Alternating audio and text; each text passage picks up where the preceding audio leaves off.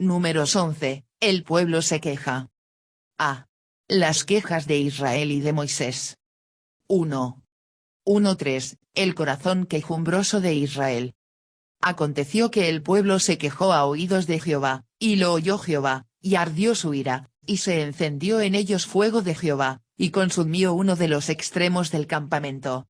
Entonces el pueblo clamó a Moisés, y Moisés oró a Jehová, y el fuego se extinguió. Y llamó a aquel lugar Tabera, porque el fuego de Jehová se encendió en ellos. A. Aconteció que el pueblo se quejó. En los primeros 10 capítulos de Números, Israel recibió orden, organización, fue limpiado, separado, bendecido, se le enseñó cómo dar, se le recordó la liberación de Dios, se le dio la presencia de Dios y las herramientas para avanzar a la tierra prometida. Ahora, habiendo salido hacia Canaán, después de unos pocos días el pueblo se quejó. Y podríamos pensar que es extraño que un pueblo tan bendecido aún así pueda quejarse. Dios hizo mucho en y por Israel, sin embargo, aún así murmuraban contra él.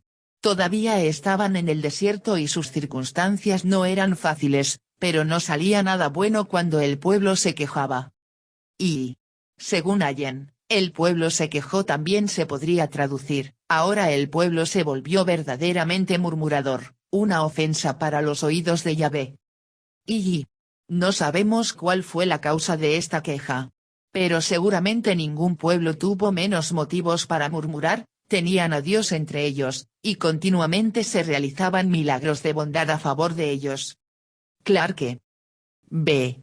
El pueblo se quejó. Y lo oyó Jehová, su queja desagradó a Dios. Los corazones que se quejan a menudo desagradan a Dios, especialmente cuando muestran poca gratitud por lo que hizo en el pasado y poca fe por lo que Dios podía hacer en ese momento. Y no se nos dice aquí exactamente de qué se quejó Israel. Es posible que simplemente provenga de un corazón generalmente insatisfecho. A veces no nos quejamos por una gran razón, sino porque nuestro corazón está insatisfecho. C. Se encendió en ellos fuego de Jehová. Israel había valorado la columna del fuego de Dios presente con ellos todas las noches. Aquí, el fuego y la presencia de Dios se convirtieron en una especie de espada de dos filos. El fuego de Dios estuvo presente con Israel para apoyarlos, pero también estuvo presente para lidiar con su pecado. Y el texto no aclara qué se quemó en esta ocasión, si fueron solo arbustos cerca de las carpas, o algunas de las carpas mismas. Sin embargo, la gente se dio cuenta del peligro que corría y pidió a Moisés que orara por ellos. Wenham. Y o se envió un fuego sobrenatural para esta ocasión, o se comisionó el rayo contra ellos, o Dios los golpeó con uno de esos vientos calientes y sofocantes que son muy comunes en esos países. Clarke. Y consumió uno de los extremos del campamento. Este fuego purificador se limitó a las afueras del campamento, una misericordia del Señor. Pudo haber arrojado su fuego en medio del campamento y haber matado a muchas más personas de las que sufrieron este terrible juicio. Allen. D. El pueblo clamó a Moisés. Idealmente, Israel habría clamado a Dios directamente. Debido a que carecían de un fuerte sentido de relación con Dios mismo, llevaron su clamor a Moisés en lugar de llevarlo al Señor. Moisés oró a Jehová, y el fuego se extinguió. Moisés oró por el pueblo y el fuego se apagó. El lugar se llamó Tabera, ardiente, como un recordatorio del juicio de Dios sobre los corazones quejumbrosos entre Israel. 2. 4. Israel se queja de la falta de carne. Y la gente extranjera que se mezcló con ellos tuvo un vivo deseo, y los hijos de Israel también volvieron a llorar y dijeron, ¿quién nos diera a comer carne? Y la gente extranjera que se mezcló con ellos, Éxodo 12:38 dice que con ellos grande multitud salió de Egipto. Esto significa que no todos en la grande multitud que salió de Egipto con Moisés eran étnicamente israelitas. Hubo muchos egipcios, y quizás otros no israelitas, que fueron con ellos. Esto puede deberse a que también eran esclavos en Egipto, y quizás a que el Dios de Israel se mostró más poderoso que los dioses de los egipcios. Y Primero leemos acerca de la gente extranjera en Éxodo 12:38, también subió con ellos grande multitud de toda clase de gentes, y ovejas, y muchísimo ganado. La declaración en Éxodo muestra que eran ricos, que tenían rebaños y manadas, incluso mucho ganado. Quizás eso explicaba la voluntad del pueblo de Dios de permitirles acompañarlos. Y el hecho de que ellos tuvieran tales posesiones también parecería sugerir que eran más que aventureros. Tenían cierto interés en la migración, quizás un interés de curiosidad. Lo único cierto es que no eran de la teocracia, y al no tener parte o suerte en el movimiento divino, cayeron ante un vivo deseo por las cosas de Egipto e infectaron al pueblo de Dios con el mismo deseo impío. Morgan. Y también hay un sentido espiritual en el que Israel era gente extranjera. Es decir, no descendientes de Abraham, Isaac y Jacob quienes tuvieron una relación genuina y real con Dios. Esto también es cierto de la Iglesia visible, que Jesús dijo que contendría bien y mal hasta la cosecha final, Mateo 13 2.24-30, 36-43. B. Tuvo un vivo deseo. La palabra hebrea aquí estaba, también se usa en pasajes como Génesis 3 2.6, 1 Samuel 2.16, Job 33 2.20, Salmo 10 2.3 para el fuerte deseo de algo agradable, pero quizás, aunque no siempre, pecaminoso. Y el pueblo de Israel tenía que ceder a este intenso anhelo, su deseo pecaminoso no se cumpliría a menos que cooperaran con él. Santiago 1:14 dice sino que cada uno es tentado, cuando de su propia concupiscencia es atraído y seducido. La atracción por el pecado está presente dentro de nosotros, pero aún debemos ceder a ese deseo pecaminoso al elegir pecar. Y hay en sobre el vivo deseo el verbo se puede usar para los deseos positivos y adecuados, pero es especialmente adecuado para los sentimientos de lujuria, inapropiada, y apetitos corporales. C. ¿Quién nos diera a comer carne? Esta era una pregunta extraña de hacer, considerando que tenían un Dios en el cielo que satisfacía todas sus necesidades. Parece que algunos en Israel buscaban otro proveedor porque no estaban satisfechos con lo que les llegaba de la mano de Dios. Estaban tan angustiados por esto que lloraron. Y las lágrimas de arrepentimiento o tristeza por el pecado o experimentadas como gozo en el Señor pueden ser hermosas. Sin embargo, también es posible que las personas, incluso entre el pueblo de Dios, derramen lágrimas por decepciones infantiles. Y Israel podría haberse provisto de carne. Dios no les prohibió cazar los animales que pudieran en el desierto, y también tenían sus rebaños, que podían ser sacrificados para la carne. Sin embargo, no querían hacer nada con respecto a su deseo por la carne, excepto llorar. Y ciertamente tenían carne y ganado que trajeron consigo de Egipto, pero estaban reservados para la cría que se llevarían a Canaán, y eran tan pocos que apenas les hubieran servido durante un mes. Pole. 3. 5-6. Israel recuerda las comidas de Egipto. Nos acordamos del pescado que comíamos en Egipto de balde, de los pepinos, los melones, los puerros, las cebollas y los ajos, y ahora nuestra alma se seca, pues nada sino este maná en nuestros ojos. Nos acordamos, aproximadamente un año antes de esto, Dios respondió a las quejas de Israel proporcionando alimento milagroso para ellos, Éxodo 16 2.11-35, al que llamaron maná, Éxodo 16:31. Después de un año de comer principalmente maná, Israel ahora anhelaba los alimentos que, a veces, comieron como esclavos en Egipto. El primer alimento mencionado fue el pescado que comíamos en Egipto de balde, porque no había peces en el desierto. Y también mencionaron pepinos, melones, puerros, cebollas y ajos, todos alimentos jugosos, crujientes o sabrosos que en ocasiones comieron como esclavos en Egipto. Éxodo 16 2.3 registra una queja similar aproximadamente un año antes, cuando nos sentábamos a las ollas de carne, cuando comíamos pan hasta saciarnos. Y Gosén, en el delta oriental del Nilo, Era prácticamente el granero de Egipto, exuberante de vegetación y con abundantes canales naturales y artificiales cuyas aguas rebosaban de peces y estaban repletas de nutrientes para una abundante producción de cultivos. Los alimentos enumerados se encuentran entre los más cultivados en la región. Cole. Y. Cuando el pueblo de Israel afirmó recordar su supuestamente buena vida en Egipto, pecó con ingratitud, con memoria selectiva y tergiversando el pasado para justificar sus quejas presentes. No hay duda de que hubo momentos y comidas buenos y agradables para los esclavos hebreos en Egipto, pero en general sus amos egipcios amargaron su vida con dura servidumbre. Éxodo 1:14. Y, en cierto sentido, el recuerdo del pescado, pepinos, melones, puerros, cebollas y ajos no era una mentira.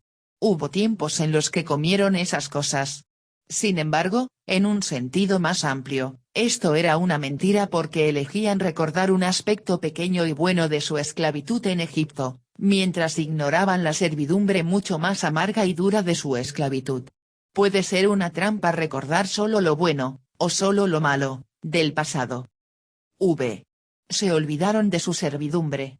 El descontento siempre insiste en las necesidades y no disfruta de nada, no más de lo que Amán hizo de su honor, o Acab de su reino, cuando anhelaba una legumbre del huerto de Nabot.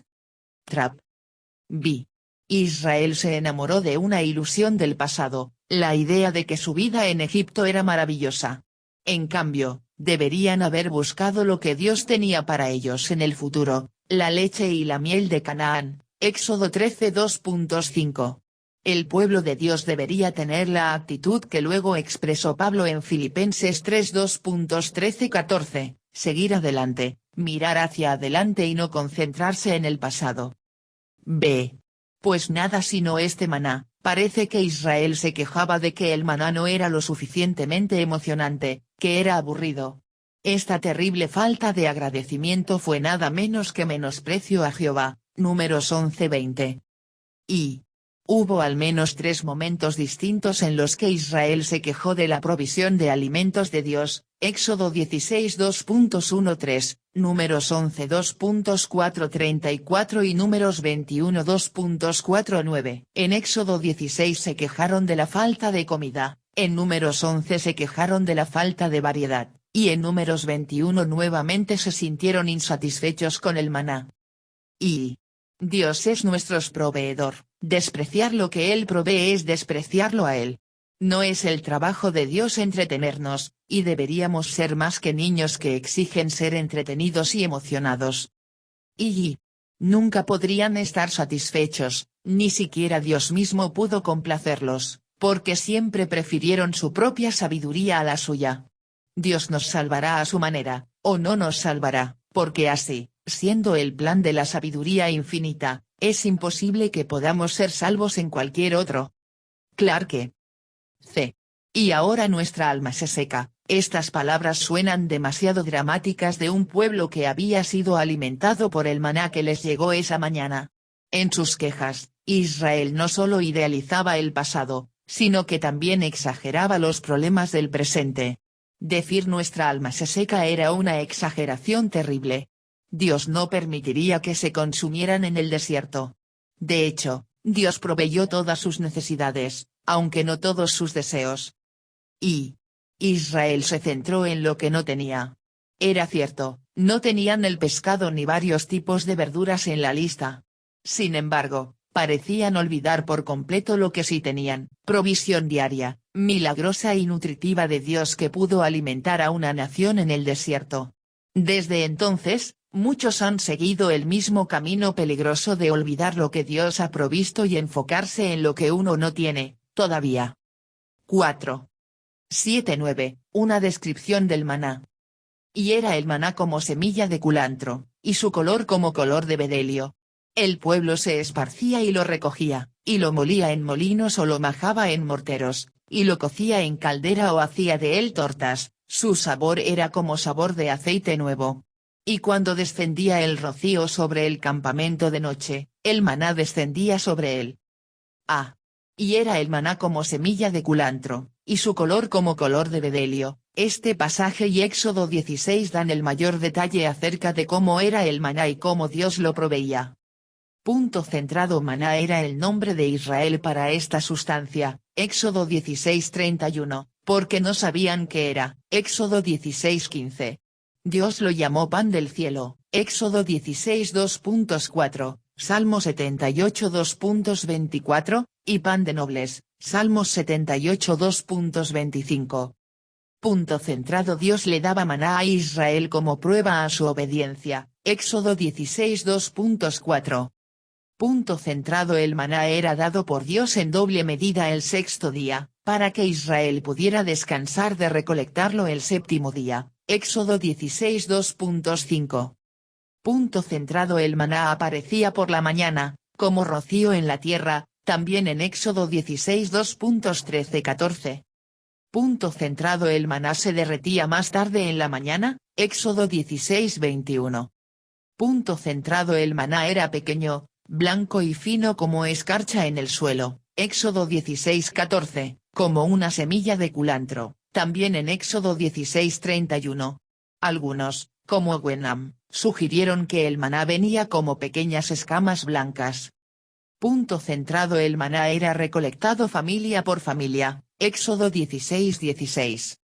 Punto centrado. El maná que se guardaba para el día siguiente se echaba a perder, Éxodo 16:2.19-20, excepto el que se recogía el sexto día para el día de reposo, Éxodo 16:2.23-26.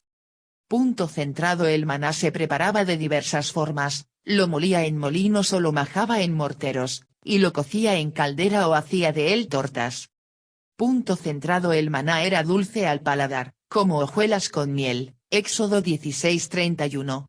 Sabía a sabor de aceite nuevo. Punto centrado. Israel comió maná durante 40 años, hasta que entraron en Canaán, Éxodo 16:35. B. Su sabor era como sabor de aceite nuevo, de hecho, el maná era una excelente provisión. Era tan sabroso como una masa parecida a un pan que se cocinaba con aceite, tal vez algo así como una rosquilla o un panqueque moderno. Sin embargo, el maná proporcionaba toda la nutrición que el pueblo de Israel necesitaba para un largo viaje por el desierto. 3. 10:15, la queja de Moisés.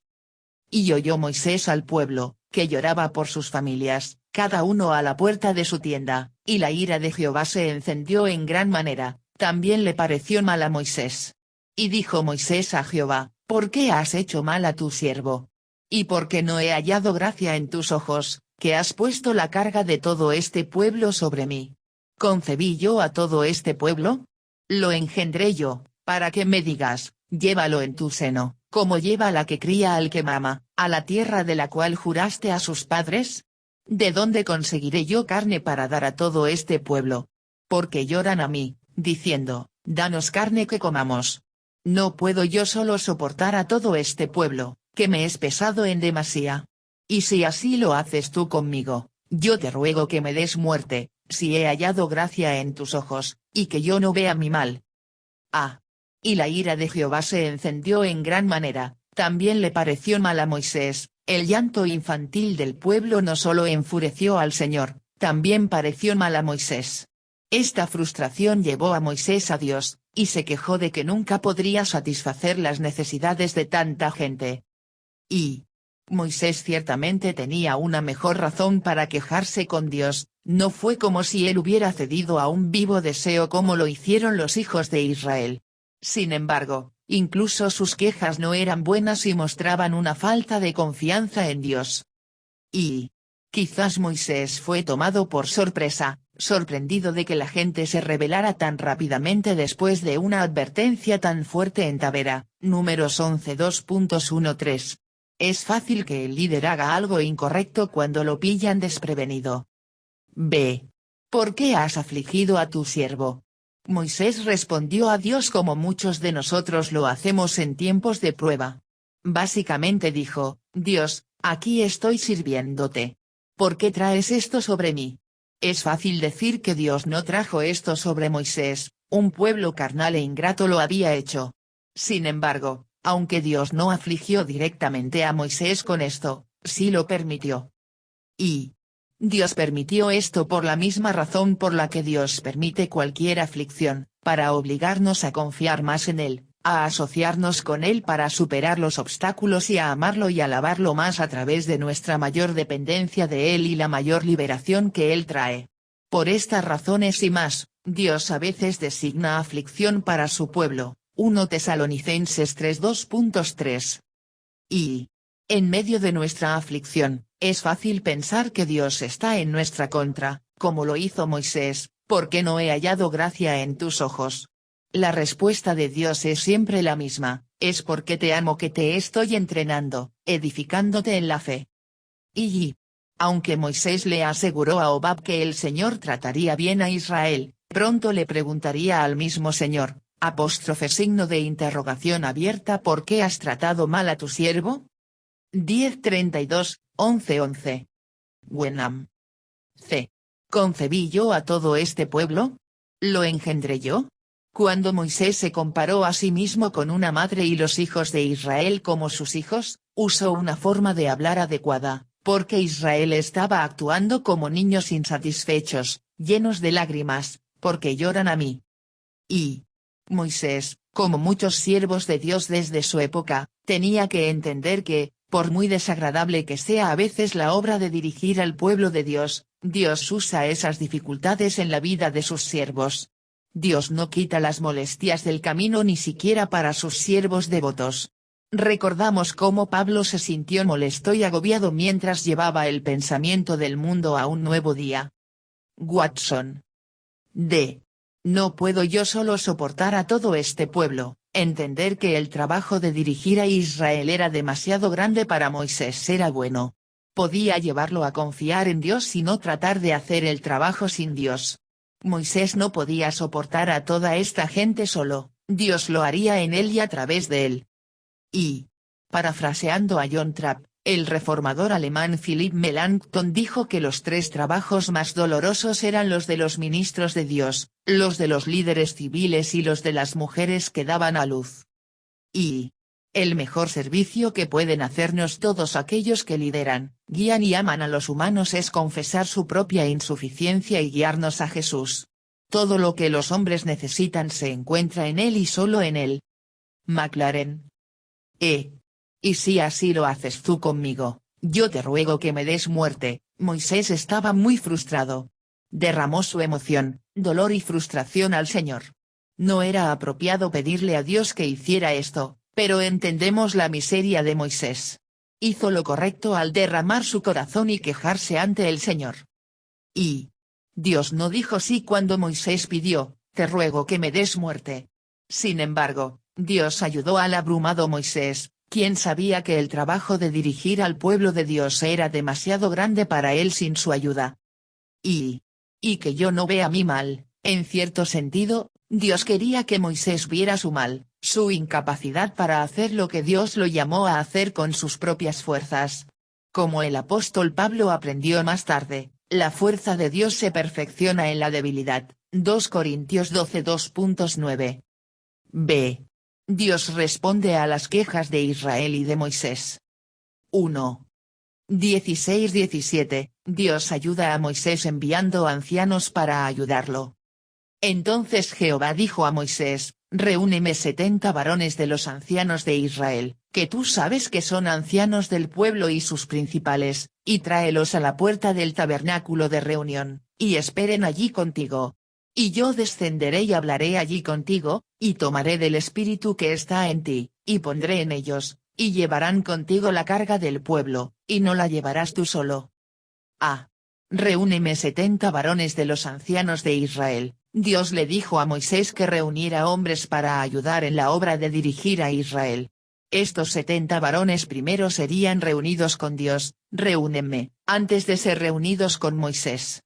Su lealtad era primero con Dios, no con Moisés. Y aquí, dicen algunos, comenzó el Sanedrín, es decir, el gran consejo de los judíos, que constaba de 70 ancianos y un presidente. Continuó hasta la época de Herodes el Grande. Trapp. B. que tú sabes que son ancianos del pueblo. Moisés no debía elegir a hombres que él pensara que podrían llegar a ser ancianos, debía elegir a hombres que ya eran conocidos como ancianos debido a su sabiduría, conducta y ministerio para con los demás. Los ancianos son hechos por Dios pero reconocidos por los hombres. C. Y esperen allí contigo. Estos fueron llamados para simplemente estar allí con Moisés, delante del Señor. Fueron un apoyo y una fortaleza para Moisés solo con su presencia. D.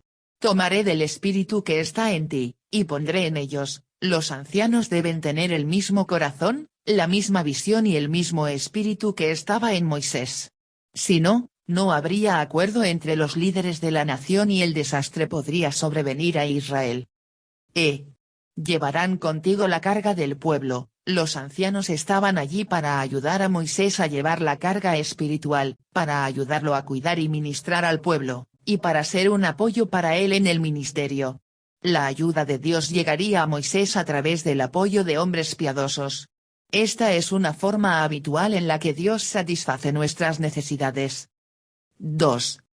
18-20. Dios promete proveer carne para Israel. Pero al pueblo dirás, santificaos para mañana, y comeréis carne, porque habéis llorado en oídos de Jehová, diciendo, ¿quién nos diera a comer carne?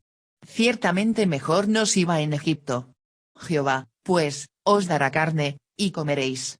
No comeréis un día, ni 2 días, ni 5 días, ni 10 días, ni 20 días, sino hasta un mes entero, hasta que os salga por las narices, y las aborrezcáis. Por cuanto menospreciasteis a Jehová que está en medio de vosotros, y llorasteis delante de él, diciendo, ¿para qué salimos acá de Egipto?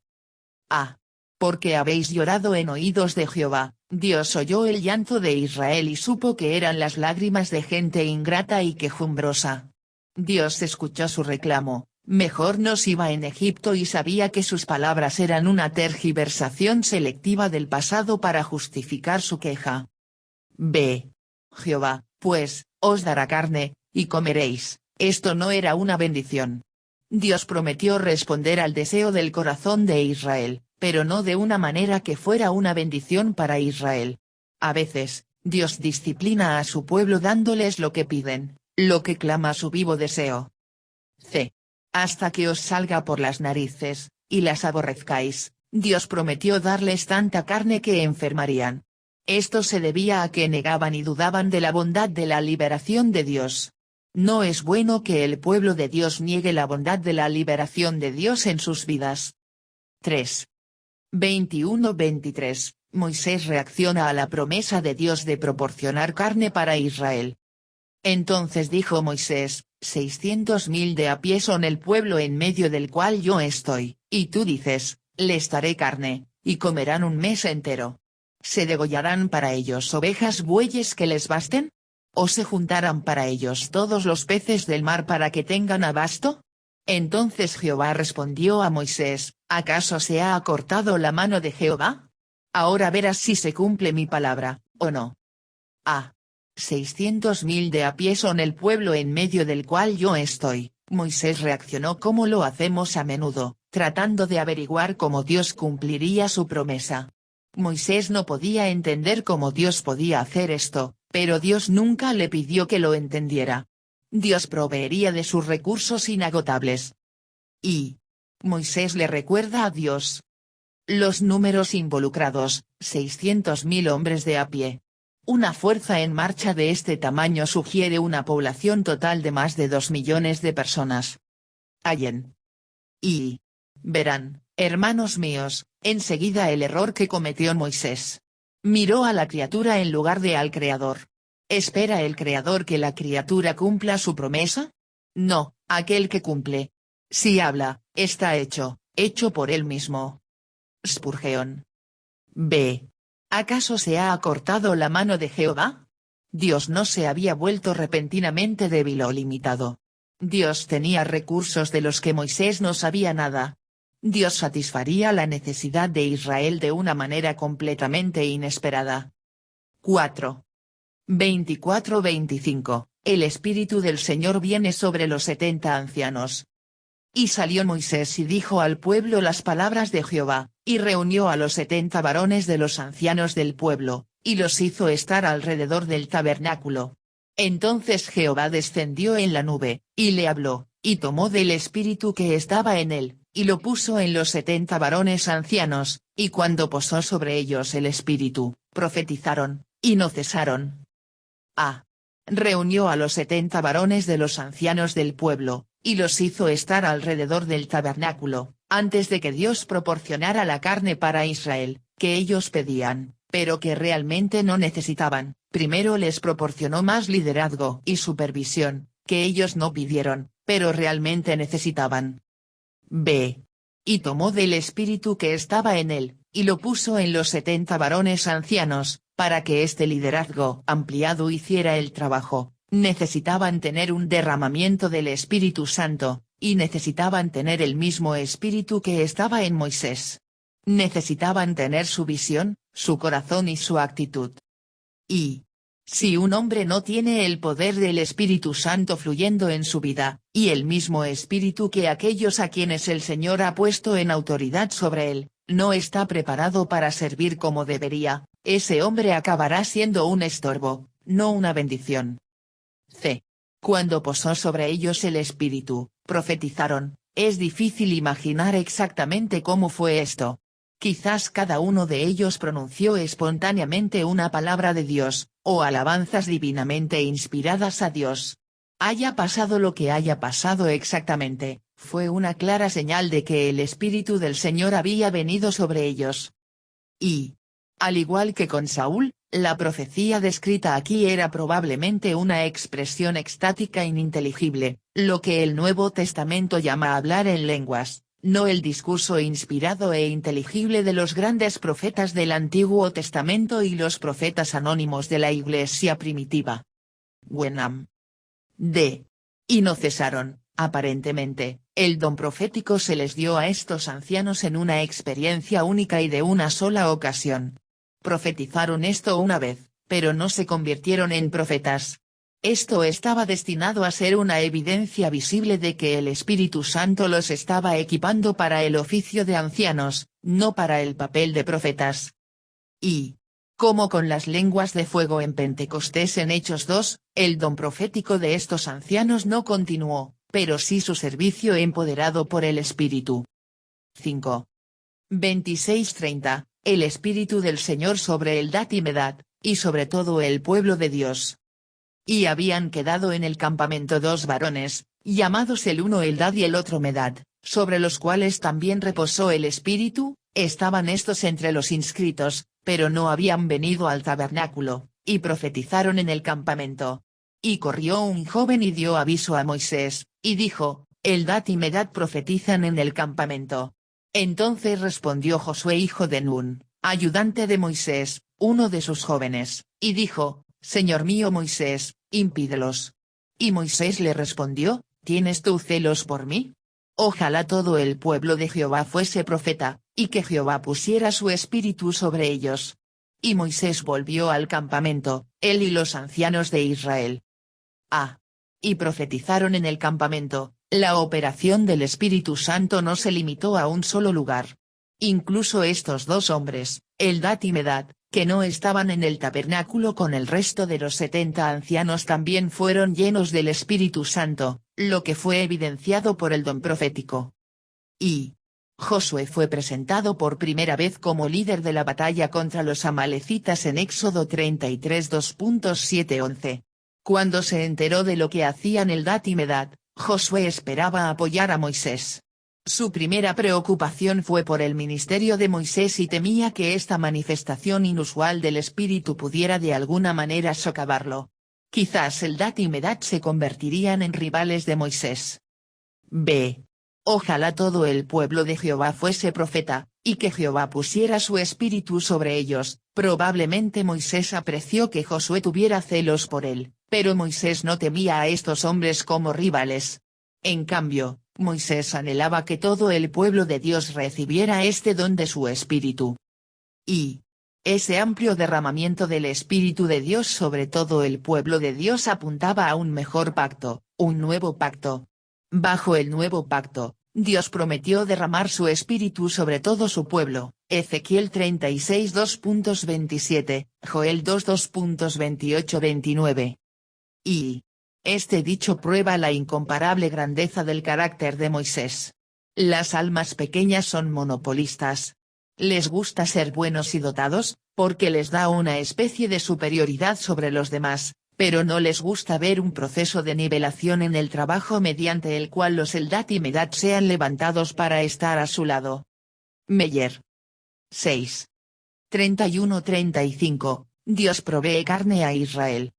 Y vino un viento de Jehová, y trajo codornices del mar, y las dejó sobre el campamento, un día de camino a un lado, y un día de camino al otro, alrededor del campamento, y casi 2 codos sobre la faz de la tierra.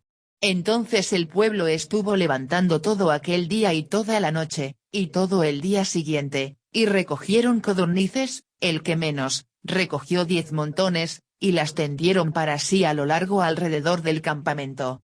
Aún estaba la carne entre los dientes de ellos, antes que fuese masticada, cuando la ira de Jehová se encendió en el pueblo, e hirió Jehová al pueblo con una plaga muy grande.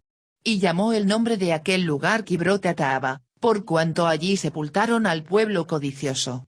De Kibrot-Hataava partió el pueblo a Hazerot, y se quedó en Hazerot. Un viento de Jehová, y trajo codornices, milagrosamente. Dios dirigió una gran cantidad de codornices al campamento de Israel, donde fueron matadas y podían comerse. Las codornices migran sobre el desierto del Sinaí todos los años. Se ha registrado que los árabes que viven cerca de esta región podrían capturar entre 1 y 2 millones de codornices durante su migración de otoño, utilizando redes.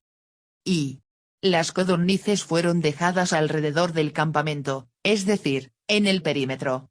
Cuando se derramó el Espíritu Santo, atrajo a los hombres al centro del campamento, justo al centro del pueblo de Dios. Para conseguir las codornices, tenían que salir del campamento, lejos del pueblo de Dios. Y la escena debe haber sido similar a un motín, gente gritando, pájaros batiendo sus alas, en todas partes el movimiento desordenado de un pueblo hambriento de carne en un mar de pájaros. Allen. Y el Espíritu fue dado a los ancianos para ayudar a Moisés, Números 11:25, 29, y el viento trajo las codornices, Números 11:31, usando la misma palabra en hebreo para espíritu y viento, ruah. Aún estaba la carne entre los dientes de ellos, antes que fuese masticada, cuando la ira de Jehová se encendió en el pueblo, con gran esfuerzo y entusiasmo, recogió las codornices y las preparó para comer. Pero cuando comieron, aún estaba la carne entre los dientes de ellos, el Señor envió una plaga entre ellos y muchos murieron. E hizo llover sobre ellos carne como polvo, como arena del mar, aves que vuelan. Las hizo caer en medio del campamento, alrededor de sus tiendas. Comieron, y se saciaron, les cumplió, pues, su deseo. No habían quitado de sí su anhelo, aún estaba la comida en su boca, cuando vino sobre ellos el furor de Dios, e hizo morir a los más robustos de ellos, y derribó a los escogidos de Israel. Salmos 78 2.27-31. Y bien pronto olvidaron sus obras, no esperaron su consejo. Se entregaron a un deseo desordenado en el desierto, y tentaron a Dios en la soledad. Y Él les dio lo que pidieron, mas envió mortandad sobre ellos. Salmos 106 2.13-15. Y cuando permitimos que los anhelos impíos gobiernen nuestras vidas, Dios puede enviar lo que anhelamos, y también la mortandad a nuestra alma. Es mejor tener un alma bien alimentada y ser privado de los antojos impíos. Y hay momentos en que Dios concede una petición injustificada para que los hombres puedan aprender a través de la experiencia la locura de sus deseos. Morgan. Este fue un juicio estricto, pero fue una ayuda para Israel porque les enseñó a no ser gobernados por sus deseos. Si se aprendió la lección, fue de gran ayuda para la nación. Para heredar la tierra de Canaán, la tierra prometida de Dios para Israel, tenían que ser gobernados por algo más que sus apetitos físicos o emocionales. y llamó el nombre de aquel lugar Kibrot Hataava. Llamaron al lugar Kibrot Hataava, que significa tumbas del deseo. Hablando espiritualmente, muchas personas mueren a causa de sus deseos desenfrenados. Y Jesús proclamó que Él era el pan verdadero o supremo de Dios del cielo, Juan 6 2.29-35. Como el maná en el desierto, esta era la provisión de Dios y no había nada más para comer. Israel fue sostenido solo por el maná en el desierto, y el discípulo es sostenido solo por Jesús y nada más.